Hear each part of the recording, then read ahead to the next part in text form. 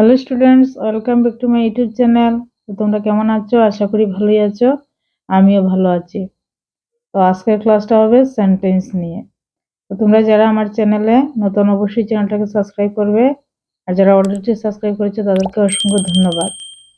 তো স্টুডেন্টসরা, আজকের যে সেন্টেন্সটা হবে সেটা 3 to 5 এর জন্য খুবই প্রযোজ্য। এই জন্য আমি আজকে সেন্টেন্স নিয়ে ক্লাস করব।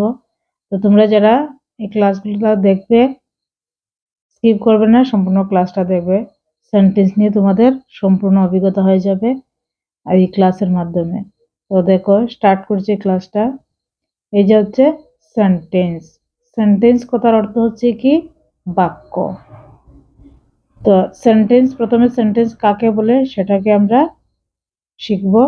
তো দেখো, কতকগুলি শব্দ পাশাপাশি বসে যদি পরিষ্কার ও সম্পূর্ণ অর্থ প্রকাশ করে তবে তাকে বলে সেন্টেন্স বা বাক্য। নিশ্চয়ই তোমরা বুঝতে পেরেছ, কতগুলো শব্দ যখন পাশাপাশি বসে যদি কোনো পরিষ্কার বা সম্পূর্ণ অর্থ প্রকাশ করে তখনই তাকে কি বলা হয়? সেন্টেন্স বা বাক্য। কোনো অর্থ যদি প্রকাশ করে না সেটাকে কখনোই সেন্টেন্স বলা যায় না। তো দেখো, এখানে কিছু দেওয়া আছে সেন্টেন্স, সেটা হচ্ছে অর্থবোধক। এখানে আরো কিছু সেন্টেন্স দেওয়া আছে, সেটা হচ্ছে অর্থহীন। তো তোমরা এখান থেকে আরো একটু পরিষ্কার হয়ে যাবে।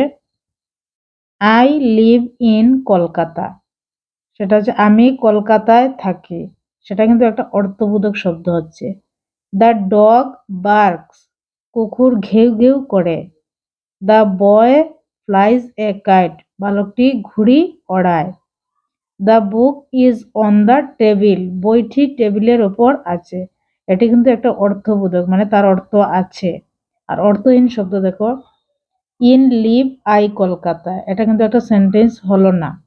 Dog the barks, the flies kite A boy, on table the is book the, সেটা হচ্ছে অর্থহীন বাক্য। তো দেখো, এখানে দেওয়া আছে বাক্যের বৈশিষ্ট্য। বাক্যের অবশ্যই একটা বৈশিষ্ট্য আছে।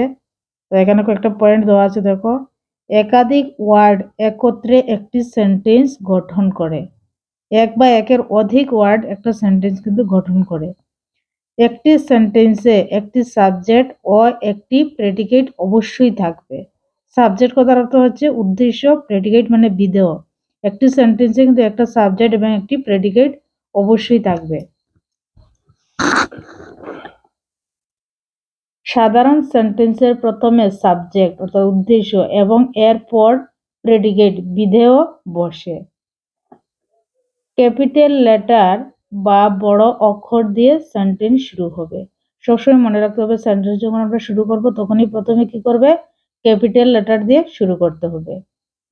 গঠন তথা অর্থানুযায়ী সেন্টেন্সের শেষে ফুল স্টপ অর্থাৎ পূর্ণ বিরতি, ক্ষমা অল্প বিরতি, কোয়েশ্চন মার্ক মানে প্রশ্নবোধক চিহ্ন, অথবা এক্সক্লামেশন মার্ক বিস্ময়সূচক চিহ্ন ইত্যাদি বসে।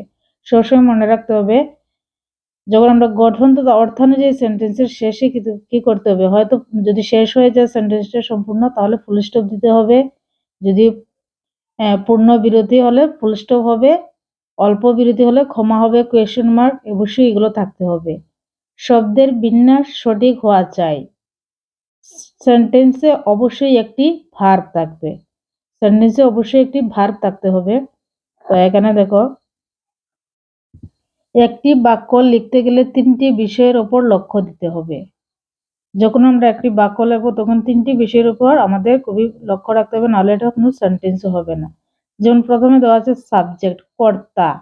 কর্তাকে সাবজেক্ট, যে কাজ করে সে কর্তা, অর্থাৎ সেই সাবজেক্ট, যে কাজ করব তাকেই কর্তা বলা হয়, অর্থাৎ সাবজেক্ট। 2 নম্বর যেটা আছে ক্রিয়া অর্থাৎ ভার্ব। কর্তা যা করে তা ক্রিয়া। কর্তা যে কাজটা করবে ওইটা সাবজেক্ট, যে কাজ করে সেটাই হচ্ছে ভার্ব। তারপর হচ্ছে কর্ম, অবজেক্ট। ক্রিয়াকে কি বা কাকে দিয়ে প্রশ্নের উত্তরে যা পাওয়া যায় তাই কর্ম, অবজেক্ট। দেখো, আমি একটা উদাহরণ দিচ্ছি তোমাদেরকে। উই প্লে ফুটবল মানে আমরা ফুটবল খেলি। উই প্লে ফুটবল, এখানে দেখো সাবজেক্ট কে আছে? উইটা হচ্ছে সাবজেক্ট, প্লে হচ্ছে ভার্ব, ফুটবল হচ্ছে অবজেক্ট। তো নিশ্চয়ই তোমরা বুঝতে পেরেছো আমার ক্লাসটা। তো আজকের ক্লাস আমার এতটুকুই। তোমরা ভালো থাকবে। Thank you.